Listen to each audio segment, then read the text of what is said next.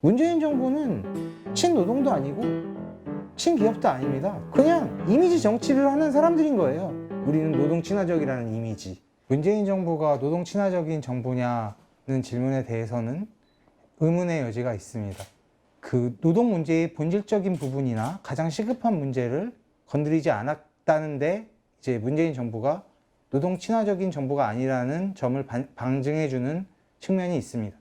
그 최저임금 같은 문제만 하더라도 그것이 과연 시급한 문제였는지 의문입니다. 그리고 노동 문제에 산적해 있는 문제는 그런 최저임금과 같은 문제가 아니라 산업안전, 그 다음에 근로관계나 노동관계의 그 어떤 기초 질서를 다지는 그런 부분에 있었거든요. 근데 최저임금 부분을 문재인 정부가 그 대선 때부터 공약으로 내세웠고 끊임없이 그 부분을 얘기를 했다는 데 있어요. 사실 그 부분은 표가 되기 때문입니다. 최저임금 문제를 건드렸다는 건 사실 표를 의식했다는 것이고, 그거에 대한 피해는 영세 상공인들, 그 다음에 자영업자들. 근데 결국 최저임금이 올라가면서 인건비가 확 뛰어버리니까 감당을 못하고 일부 근로자들을 내보내게 된 겁니다. 영세 자영업자들 같은 경우는 5인 미만 사업장들이 많기 때문에 내보내려면 얼마든지 내보낼 수 내보낼 수 있거든요, 구조적으로. 근데 문재인 정부는 그런 부분은 전혀 생각하지 않고 그냥 최저임금만 올려버린 거죠. 저는 이런 부분이 사실상 겉핥기라고 생각을 합니다. 본질적인 부분을 건들지 않았죠. 저는 우리나라의 노동 문제의 가장 시급한 문제는 산업안전과 관련된 부분이라고 생각을 합니다. 산업안전.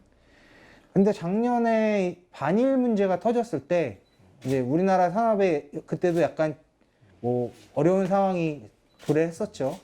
그 당시에 이제 우리나라가 이제 자체적으로 제조업을 돌려서 반도체 부분을 해결하자 얘기가 나오면서 그때 52시간제 문제가 그냥 쑥 들어갔습니다. 사실 52시간 문제는 산업 안전하고도 엮여지는 문제거든요. 바로 언제든지 후퇴할 수 있는 겁니다. 산업 안전 문제는 가장 시급한 문제임에도 불구하고 이걸 어떻게 노동 친화적이라고 얘기할 수 있는지. 맞물려서 노조 문제도 그런데 노조의 성격을 좀 확실하게 했으면 좋겠습니다. 노조는 공공단체는 아니거든요. 결국 이익단체예요. 자기들의 이익을 주장을 하는 겁니다. 자기들의 이익을 주장한다고 해서 문제가 되지는 않죠.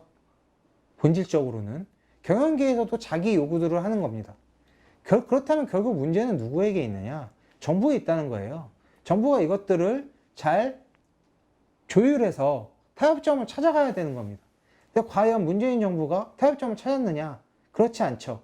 최저임금만 해도 2017년에서 2018년 올라갈 때 확 뛰었습니다. 2018년에서 2019년 올라갈 때 확 뛰었고, 2019년에서 2020년으로 뛸 때 요만큼 뛰었거든요. 6,470원에서 7,530원으로, 7,530원에서 8,350원으로 이런 식으로 뛰었을 때에 비하면 엄청 적게 오른 거거든요. 근데 사실 이것도 문재인 정부가 조율을 못한 탓이에요. 최저임금위원회에서. 결국 이 지점으로 올 거였으면은 단계적으로 올라올 수 있었습니다. 이 위치까지. 자기들이 시장 충격을 잘 고려를 해서. 근데 이만큼 올리고, 이만큼 올린 다음에 마지막에 이만큼 올린 거예요. 시장 충격이 어떻겠습니까? 확 올라올 때. 그러니까 반발들도 생기고, 자영업자들 죽겠다는 얘기 나오고, 어떻게 보면 당연한 거죠.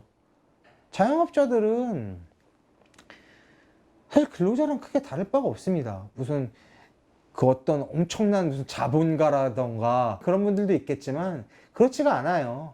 대부분이 회사에서 어떤 여러 가지 이유로 쫓겨나오든 희망퇴직을 했든 해서 작게 창업을 하신 분들이거든요.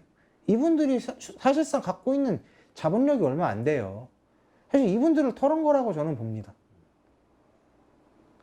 가장 힘이 약한 사람들이죠.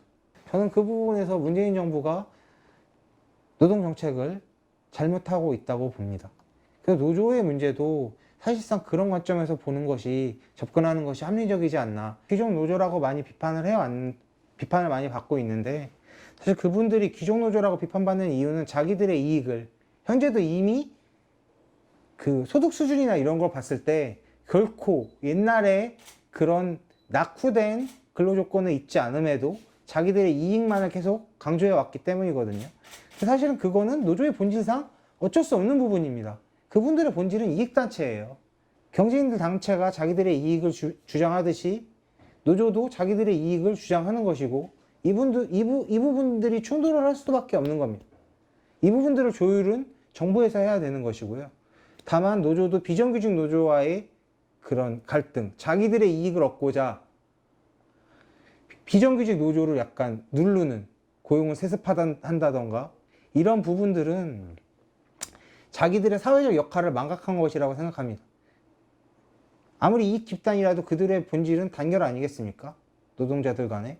근데 그분들은 그 부분을 많이 잊었던 것이고, 노조에게 제기되는 비판, 비난 이런 것들을 노조도 순수히 감수를 하고 자기들이 개혁 바꿔나가려는 모습을 보여야 됩니다. 허구헌나 무슨 유럽은 더 세니 이런 얘기를 할 게 아니라 여긴 유럽이 아니고 그분들이 발딛고 사는 곳은 대한민국이고, 노조도 결국 어떤 사회 일반의 지지를 받을 때 자기 발언에 힘을 얻는 것이기 때문에 노조가 갖고 있는 사회적 책임도 분명히 있을 것이고요. 그런 부분을 충분히 해나갈 때 그런 현재의 문제는 조금씩 개선되어 나가리라고 저는 희망합니다. 물론 그거는 경영계도 마찬가지고요. 다만 지금 문재인 정부나 뭐 이런 여러 가지에서 하는 것들은 을 대 을의 대결을 강화시키는 구조라고만 생각을 합니다.